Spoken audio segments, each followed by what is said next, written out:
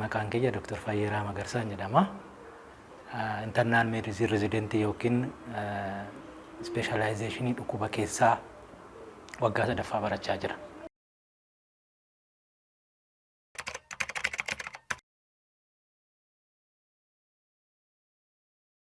Dhukkubbiin mataa maali kan jedhurraa yookaan gaarii ta'a. Dhukkubbiin mataa gosoota dhukkubootaa keessaa akkuma dhukkuboota biraa dhukkubbii naannoo mataa fi mormaa ol irratti namatti dhaga'amu yoo ta'u, ka'umsi mataa dhukkubbii kun sababoota nerviin naannoo mataa yookiin mormaa olii jiran humnaa ol si'eeffamu yookiin stimulate ta'uu isa jennu stimulate yeroo ta'an, kunis sababoota fakkeenyaaf maasharra miidhaan jiraachuu, maashaawwan naannoo mormaa olii jiran irratti miidhaan jiraachuu, akkasumas dhiiga rabsituun naannoo mataa jiran kun humnaa ol diiyaameetiriin isaanii dabaluu yookiin dhiita'uu jechuu dandeenya. Akkasumallee miidhama sammuu keessa jirurraan kan ka'e mataa dhukkubbiin namatti ka'uu danda'a jechuudha. Sababoota kanarraa ka'umsi isaan kana yeroo kana nerviin sun yeroo miidhamni irra ga'e dhukkubbii gara sammuutti ergaa, yeroo sana dhukkubbii sammuu namatti dhaga'ama jechuudha. Ka'umsi isaa isa kanadha.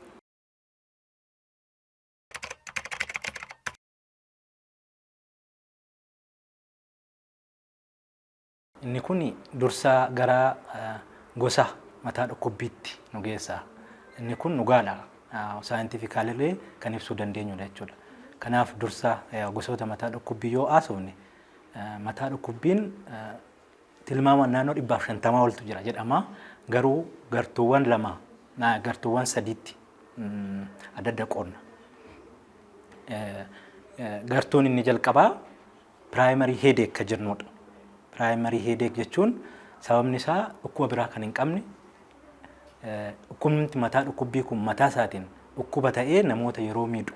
Inni kun primary headache yookiin dhukkuba mataa isa jalqabaa yookiin isa dursaa jennee fudhanna jechuudha. Isaan kunis of jalaa gartuuwwan sadii gurguddaa of jalaa qabu. Isaanillee kan akka migraine headache kan jennu yookiin immoo tension type headache. Inni sadaffaan immoo trigeminal autonomic cephalalgias warra jedhama. Isaan kana keessaa baay'inaan kan mul'atu namoonni kan ibsatan cluster headache kan jennu. Dhukkubbii mataa deddeebi'anii gartuudhaan dhufan jechuudha cluster headache kan jedhamu. Isaan kanaadha. Kan biraa gaafii keetti yeroo deebi'u dhukkubbiin gartuun inni lammaffaan secondary headache jedhama. Secondary headache jechuun dhukkuboonni qaama keessa jiran yeroo dhukkuba mataa fidan jechuudha. Kanaaf dhukkubni qaama keessaa sababa garaagaraa iddoo garaagaraa dhukkubuu danda'a. Isaanis fakkeenyaaf infekshinii irraa ka'uu danda'a. Dhukkuba yeroo jennu dhukkuba dhiibbaa dhiigaa ta'uu danda'a. Akkasuma qaama keessatti sammuu keessatti dhiigi jiraachuu danda'a. Isaan kun yeroo dhukkuba mataa namatti fidan, isaan kun dhukkuba mataa secondary headache kan jennu yookiin dhukkuba mataa isa lammaffaa jedhamanii beekamu jechaadha. Kanaafuu ilaalchi namoonni dhukkubni qaama keessa jiraachuun mataa dhukkubbiin miirri isaa nutti dhaga'ama jedhan sun isa dhugaadha jechuudha.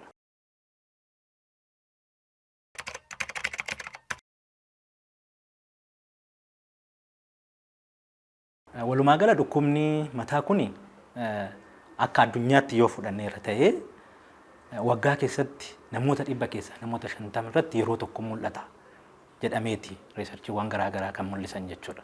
Innaa umurii kamuu miidhuu danda'a. Daa'imaa amma nama umurii guddaarra jiranitti akkasumas saala kamiyyuu miidhuu danda'a. Dhiiras dubara sanyii kamiyyuu miidhuu danda'a. Adiis gurraacha jechuudha. Akkasumallee namoota sadarkaa garaagaraarra jiran hiyyeessas sooressas jechuudha. Innaa bakka garaagaraa kan jiraatan jiyoogiraafik eeriyaa hundumarra warra jiran miidhuu danda'a. Haa ta'u iyyuu malee hedduminaan namoonni miidhaman saalan yoo ilaalle dubartootatu baay'inaan yookiin harmoolitu baay'inaan miidhama jedhama. Speeshaalii yookiin keessumaayyuu dhukkuba primary headache jennu kana isaan keessaa maayigireeniin baay'inaan dubartoota irratti mul'ata. Saalan yoo fudhanne dhiiraaf dubara yeroo wal bira qabnu dachaa 3 dhiirarraa carraan ittaan dhukkuba sammuutiin yookiin dhukkuba mataatiin qabamu guddaadha jechaadha. Akkasumallee umurii yoo fudhannee irra ta'e umurii naannoo waggaa 18 amma naannoo 65 gidduu warra jiran Isaan kun reproductive age group warra jedhaman baay'inaan miidhu jechaadha. Akkasuma kan biraa namoota obesity qaban jechuun namoota ulfaatinni isaanii ol kaata irratti baay'inaan hin argama.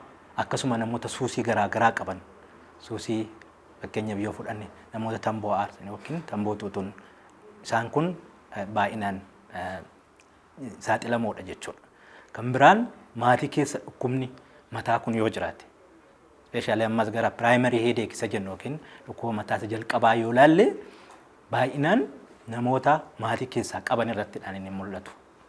Kanaafuu isaan kana jechuudha baay'inaan dhiiraa dubara umurii 18 hamma 65 gidduu warra jiran akkasumas namoota ulfaatinni isaanii ol ka'a akkasumallee suusii garaagaraa warra qabanii fi maatii keessaa mataa dhukkubbiin yoo jiraate carraan namoonni kun qabamu guddaadha jechuudha mataa dhukkubbiidhaan.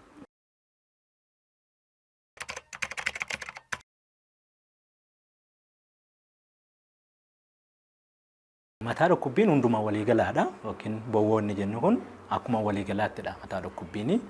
Maayigiriiniin garuu gartuu mataa dhukkubbii isa duraa yookiin isa jalqabaa yookiin primary headache keessaa isa tokko yoo ta'u mallattoowwan of danda'an qaba kan warra kaan ittiin adda baasan. Akkuma isin jedhe tokko maatii keessaa akkuma isin jedhe yoo maatiin kana qabaataniiru ta'e carraan namni ittiin qabamu isaa guddaa ta'a maatii keessaa jechuudha. Kan biraa mallattoon dhukkuba maayigiriinii kun yeroo baay'ee dhukkubbii isaan kaasan sadarkaa qaban xiqqaadha amma guddaatti jechuudha. Kanaaf dhukkubni maayigiriinii kun isa giddu galeessaa amma cimina yookiin cimaa ta'etti inni fidu jechaadha. Dhukkuba mataa isa giddu galeessaa amma cimaattidha kan inni fidu. Kan biraa immoo yeroo baay'ee nama deddeebi'a. Gidduutti namni sun fayyaa ta'a. Yeroo itti ka'e garuu sa'aatii 4 amma sa'aatii 72 yookiin guyyaa tokko amma guyyaa 3tti turuu danda'a yeroo itti ka'e jechuudha. Kan biraa akkasuma yeroo baay'ee karaa tokkorraan jalqaba gara tokkootiin jechuudha.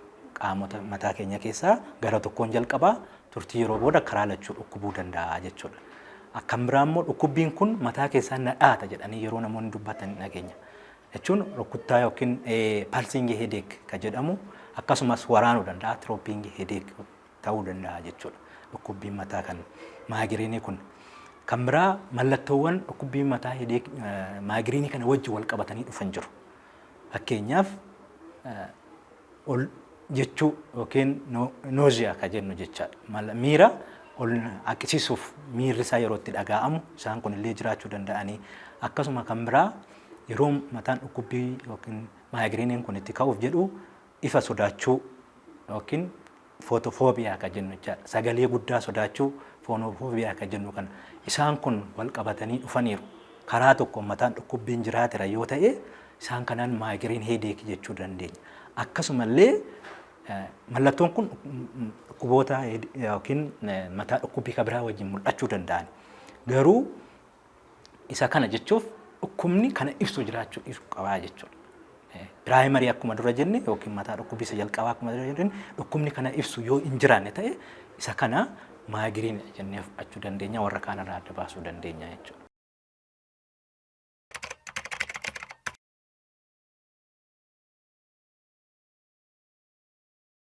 Isa kana karaa lamaan ibsuu dandeenya. Amma dhugaasaatti osoo hin dura tokko dhukkubni funuunni mataansaa mataa bobuu namatti fiduu danda'a. Inni kunis yeroo dheeraa namarra tureera yoo ta'e funuunni sun akkasuma yeroo dhiiga akka malee dhangala'uudhaan kan ka'e hir'ina dhiigaa qaama keenyatti fida. Yeroo sana hir'inni dhiigaa kun mataa dhukkubbii namatti fiduu danda'a jechuudha. Kan biraa inni lammataa immoo wantoonni dhukkubbii mataas funuunas namatti fidan jiru. Fakkeenyaaf qilleensi gogaan yoo jiraate naannoo funyaan keenyaa kana keessa mukasiiwwan jiran goggoguurraan kan ka'e dhukkubbii mataas nutti dhaga'amuu danda'a akkasumas funuun sababni isaa dhiiga rabsituun naannoo sana jiran akka salphaatti taasisuu danda'u waan ta'eef dhiiguu danda'a jechuudha. Kanaafuu qilleensi gogaan naannoo keenya yoo jiraate kun isa salphaadha. Kan biraa namoota dhiibbaa dhiigaa qaban dhiibbaan dhiigaa isaanii kan ol ka'e hypertension kan jennu jechuudha. Namoonni baay'een isaanii giffiitiin qaba jedhanii yeroo haasaantu jira. Hawaasni keenya akkasitti waan haasa'uuf akkasitti haasa'e.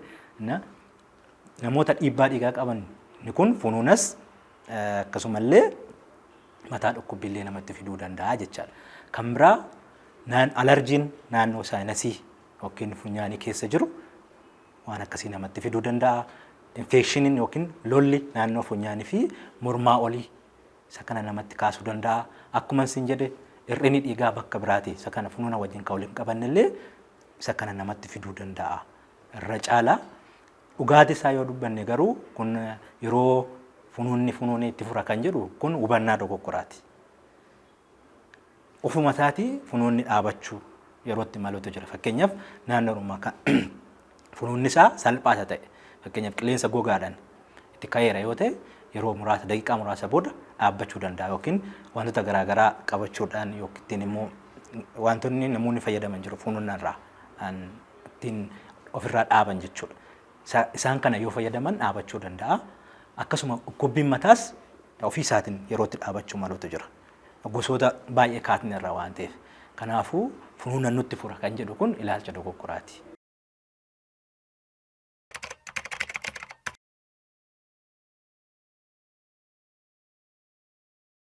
Mata bowwoo akkuma dura si kaasuuf yaalee dhukkubni maayigiriinii dubartoota irratti baay'ata seen jedheera.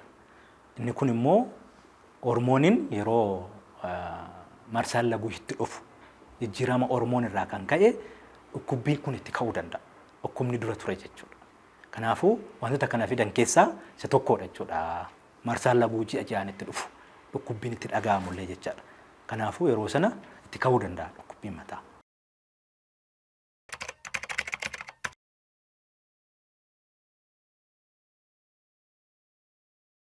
Inni kun garaagarummaan isaa maaltu dhukkuba mataa fide kan jedhu irratti hundaa'a. Madiinummaan illee murteessaadha. Madiinummaadhaan yoo ilaalle namoonni dhukkubni mataa itti baay'achuu malu. Fakkeenyaaf madiinummaan isaanii kan baay'ee gadi bu'e. Fakkeenya yoo fudhanneera ta'e dhukkuboota akka kaansarii, dhukkuboota fakkeenyaaf dhukkuboota kan biraa kan madiinummaa keenya hir'isan, RVI kan jennu kan biraa qorichoonni madiinummaa keenya hir'isan illee jiru. Isaan kana warri fudhatan dhukkuba sammuutiif baay'ee saaxilamoodha jechuudha. Kanaafuu madiinummaan gadi bu'uunsaa dhukkuba sammuu baay'inaan akka irratti dhufu taasisa. Garuu sababni dhukkuba mataa inni itti dhufu yookiin salphaan inni giddu galeessi inni cimaa jennu kun sababoota isa fidan irratti hundaa'a. Fakkeenyaaf namni tokko dhukkuba akka tasaa isa jalqabu yookiin dhukkuba sammuu akka tasaa jalqabu qaba yoo ta'e sababni isaa baay'ee miidhaa akka geessu ta'uu mala. Dhiiga keessatti sammuu keessatti dhiiguu akkasumallee umuriin itti jalqabullee murteessaadha. Fakkeenyaaf umurii waggaa 55 ol irratti mul'ata yoo ta'eera ta'e inni kunillee cimaa jedhamee fudhatama dhukkuboota mataa dhukkubbii keessaa jechuudha. Akkasuma umurii waggaa 5 gaditti mul'ata yoo ta'e inni kunillee cimaadha jedhamee fudhatama. Walumaa gala red flag sign warra jedhaman jiru. Kana jechuun mallattoowwan baay'ee sodaachisoo dhukkuba mataa fidan dhukkuba mataa wajjin wal qabatanii dhufan jechuudha. Isaan kun dhukkuba beekamaa namoota qaban irratti dhukkubbiin mataa yoo uumameera ta'e fakkeenyaaf dabalataan ho'a qabu yoo ta'e qaamni ulfaatinni qaamaa hir'achuun isaan kun mallattoowwan akkasii yoo jiraatan red flag sign jedhamu. Namni sun dafee ilaalamuutu irra jira. Akkuma nama si kaase kan biraa umuriidha 55 fi waggaa 5 gadi yoo ta'e akka tasaa isaan jalqaba yoo ta'e akkasumallee qaama tokko gar tokko laamshessuu owwallaaluu deemuu dadhabuun isaan kun illee yoo jiraatan isaan kun dafanii mana yaalaa deemuu akka qabanidha. Kan biraa aqqisiisuu yoo jiraatera ta'e dursee mataa dhukkubbii dursee fakkeenyaaf torbee tokko torbee lama dursee mataa dhukkubbii dursee yoo dhufeera ta'e isaan kun illee mallattoo balaa guddaa fiduu danda'anidha. Akkasuma hirriba irraa isaan jeeqa yoo ta'e halkan hirriba irraa isaan jeeqa yoo ta'e yeroo hirriba irraa ka'an akka ka'aniin mataa dhukkubbiin itti dhaga'ama yoo ta'e isaan kun mallattoo balaa fidanidha jedhamee eedama. Kan biraa mallattoowwan sosochiidhaan namatti ka'an mataa dhukkubbiin fakkeenyaaf gadi jechuudhaan qufa'uudhaan yookiin immoo waa ol kaasuudhaan dhukkuba yoo ta'eera ta'e isaan kun dhukkuboota biraa wajjin wal qabatu jedhamee waan shakkamuuf mallattoowwan kun wajjiniin dhufaniiru yoo ta'e dafanii ilaalamuutu isaanirra jira jechuudha. Kanaaf akkasittiin mallattoo isaa irratti hundaa'eeti jechuudha. Mataan dhukkubbii kun xiqqaa, giddu galeessaa fi cimaa kan jennu akkasuma isaan kun mallattoowwan kun sekondarii jennu qofa irratti mul'ata osoo hin taane piraayimarii warra ta'an irratti illee mul'ata. Yeroo baay'ee fakkeenya piraayimariiwwan kun teeshin taayip heedeek kan jennuun isa baay'ee namoota baay'ee irratti mul'atudha akka addunyaatti. Epidemiologically yoo fudhanne warra primary headache qaban keessaa parsantii namoota 100 keessaa namoota naannoo 69-70 irratti mul'achuu danda'a jedhama. Inni kun salphaa amma giddu galeessaati. Mallattoon isaa karaa lachuu dhukkubaa adda baasuudhaan warra kaan irraa akkasuma akka waan waa hidhee qabeetti sammuu isaanii yeroo himatan dhageenya namoonni. Isaan kun salphaa amma giddu galeessaati. Dhukkubni maayigireenii immoo akkuma dura kaasuuf yaalee giddu galeessaa amma cimaattidha. Kan biraa kilaaster heedeek jennu immoo isa baay'ee cimaa jedhamu keessaa isa piraayimari heedeekii jechuudha. Yeroo tuutan dhufanii guyyaatti amma yeroo 8 fi isaa olitti mul'achuu danda'anii guyyaa baay'ee turuu danda'anii yeroo dhufan dhukkubii baay'ee cimaa isaanitti fidanii naannoo ijaa kana baay'inaan kan dhukkubu. Isaan kun immoo turanii deebi'u. Gurmuudhaan dhufu turanii deebi'u. Maal jechuu barbaadanii piraayimari heedeekii keessatti illee salphaa giddu galeessa cimaa kan fidu jira. Sekondarii heedeekiin illee akkasuma. Baay'inaan sekondarii heedeek yookiin isa lammaffaa kan jennu kuni dhukkuboota salphaatu mataa dhukkubbii fida. Isaanis fakkeenyaaf infekshinii naannoo somba gararraa yookiin naannoo mormaa jiran. Isaan kun haala salphaadhaan dhiisuu yookiin yaalamuu kan danda'an. Saayinasii infekshinii kan inni dura kaase, alerjii isaan kana haala salphaadhaan dhukkuba salphaa fidu. Garuu kan biraallee akkasuma cimaa kan fidan jiru parsantiin muraasii jechuudha.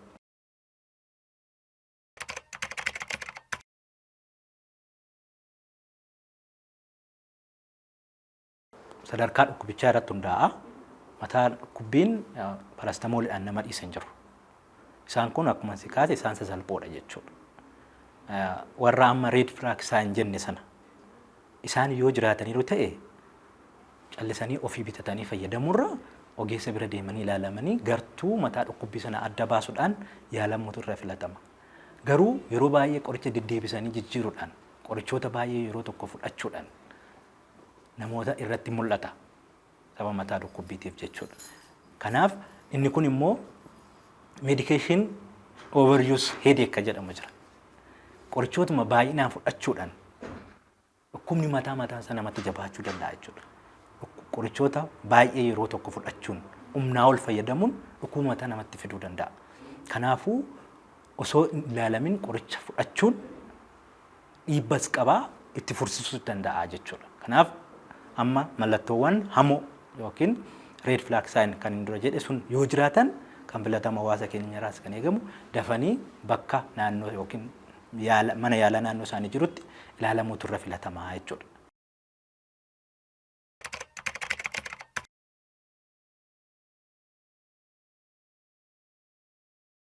Araanni samboon tamboo tuutuun yookiin sigaaraa harsuu jedhan kan biraa alkoolii wayinii baay'inaan fayyadamuun wantoonni miidhaa guddaa fidan kanneen akka amfitaamin jedhaman kookeen warra jedhaman kun dhukkubbii mataa cimaa fiduu danda'an ispeeshaalii jechuudha. Isaan kun makaanizimii yookiin karaa ittiin kana fidan qabu. Dhiibbaa dhiigaa ol kaasuu danda'anii gartuuwwan dhiigaa yookiin rabsituun dhiigaa naannoo mataa kana jiran akka malee akka isaan bal'atan gochuudhaan dhukkubbii mataa fiduu danda'anii yoo iyaalamne fakkeenyaaf dhiibbaa dhiigaatti kaasuudhaan sammuu keessatti dhiguu kookee warra nama si kaase kun warreen akka amfitaamin warra jedhaman kun isaan akkasiillee fiduu danda'an. Itti fufee istirookiillee yookiin qaama gar tokko laamsheessuu isaan kanallee fiduu danda'anii kanaafuu isaan kun wal qabatu jechuudha. Waan akkasiirraa dursanii of eeggachuun barbaachisaadha jechuudha.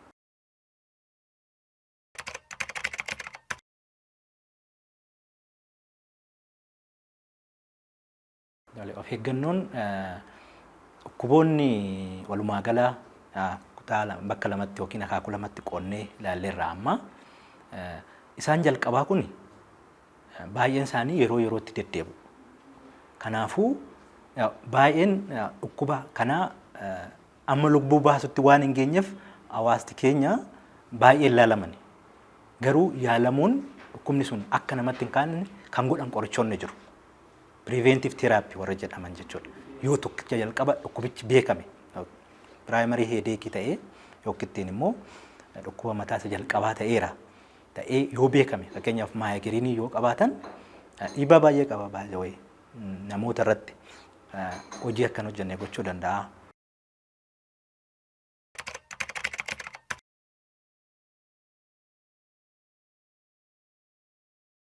Umuriin inni miidhu baay'inaan umurii reproductive age jenne umurii hojjetanii waa bu'aa buusuu danda'ani jennee haasofneerra. Kanaaf mana barumsarraa akka barataan hafu gochuu danda'a. Bakka hojiirraa namni akka hafu gochuu danda'a. Hawaasa walitti qabama hawaasaa fakkeenyaaf iddirii ka jennu jechuudha. Isaan akkasirraa akka hafan gochuu danda'a. Ispeeshaalii baay'inaan namoonni kan irratti mul'atu migraine yoo fudhanneera ta'e namoonni dhukkuba migraine qaban kun yeroo akkasii manaa ba'uu barbaadanii yoo socho'an dhukkuba waan ta'eef akkasumallee bakka namni hin jirre bakka sagaleen hin jirre bakka ifti hin jirre qubachuu barbaadu. Kanaaf inni kun bakka hojiitii akka isaan afaan isaan taasisaa jechuudha. Akkasuma ni lammaffaan illee balaa fiduu waan danda'uuf akkasuma dafanii ilaalamuun dhukkubichi akka yaalamu gochuudhaan mesela lammaffaa yookiin secondary headache jenne jechuudha. Akka yaalamu gochuudhaan isa hir'isuun ni danda'ama jechuudha. Yoo hin yaalamne garuu gara lubbuu baasutti illee kan geessan jiru. Dhukkuba mataatu lubbuu baasa osoo hin taane wantoonni sababa dhukkuba mataa fidan sun baay'inaan fakkeenyaaf subarachnoid hemorrhage ka jennu dhukkubni mataa akka tasaa guyyaa yookiin sa'aatii muraasa keessatti jalqabu. Isaan sammuu keessatti dhiiguun akkasumallee ho'a wajjin wal qabatee yookiin naannoo mormaa kanarra dhukkubbiin jiraatu sochoosuu dadhabuu manjalloo mormaa kan jedhan yookiin meningitis kan jedhan isaan kun yeroo itti yaalamne yoo ta'e amma lubbuu baasutti ga'uu waan danda'uuf isa kana ittisuuf namoonni hubannaa isaanii cimsanii yaalamuutu isaan irra jira jechuudha. Ittisuun karaa kanaan hin danda'ama jechuudha akka balaa guddaa hin finnetti.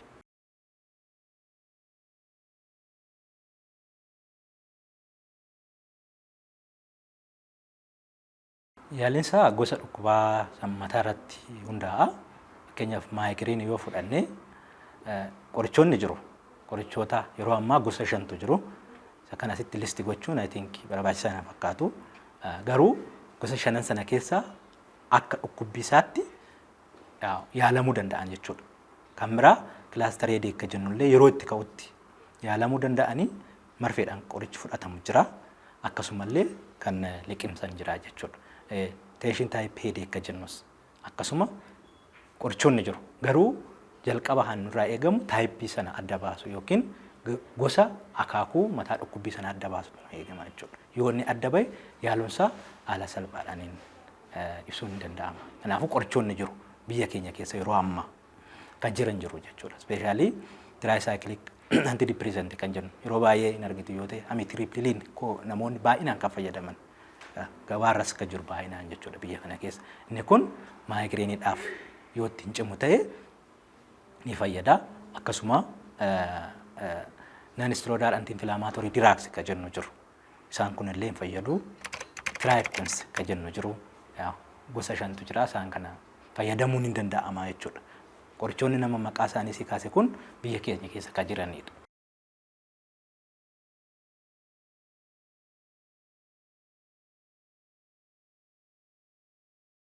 Waan hin jedhu yoo jiraate dhukkubni mataa akkuma dhukkuba kamiyyuu ilaalamuu akka qabanii yaalamuu akka qabanii yeroo baay'ee lubbuu hin baasu jedhanii waan yaadamuuf hawaasa keessatti waan hin kaane tokko dhukkuboota yeroo ammaa addunyaa keessatti namoonni ittiin gara mana yaalaa dhufan keessaa dhukkubni mataa isa jalqabarraati. Warreen baay'inaan namoonni mana yaalaatti dhufan keessaa garuu baay'inaan hin yaalamu namoonni gara mana yaalaa waan hin dhufne jechuudha.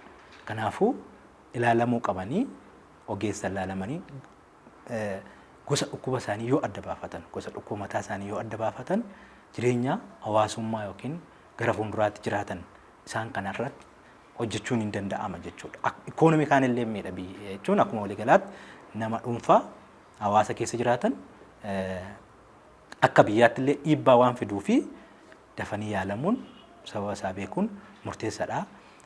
Waan hin jedhu yoo jiraate kan biraa dhukkuboota maayigiriin heedeek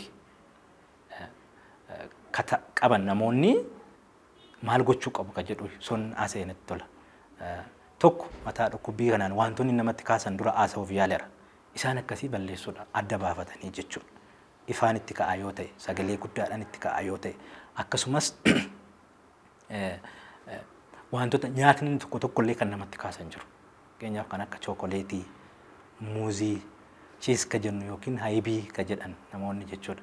Isaan kunillee namatti kaasuu malu. Kanaaf isaan kan adda baafatanii wantoota akkasii ofirraa dhorkuun barbaachisaadha. Kan biraa yeroo itti ka'e sana mallattoon akkasii yeroo itti mul'ate xiqqoo naannoo sagaleen hin jirre akkasuma bakka ifti hin jirre boqonnaa bakka itti fudhatanitti kophaatti adda ba'anii amma irra tarutti gochuu qabu. Kan biraa qoricha ogeessi fayyaa isaaniif kenne mana yaalaa deemanii yoo ta'e fudhachuu qaban. Dura itti suuraan qorichoonni danda'an jiru siin jedheen ture. Isaan kana fudhachuu ni qabanii jechuudha. Gorsa ogeessa fayyaa hordofuun immoo hundumarra odeeffannoo fayyaa hubannaa fudhachuun wantoota kana akka beeknuu fi hubannaa isaa godhannee akka nuyi dhukkuba kana ofirraa ittisnu amma isaa akka miidhaa inni fidu amma akka hir'isnu nu gargaara. Waan ta'eef hawaasni keenya kana beekuu qaba jedhee yaada.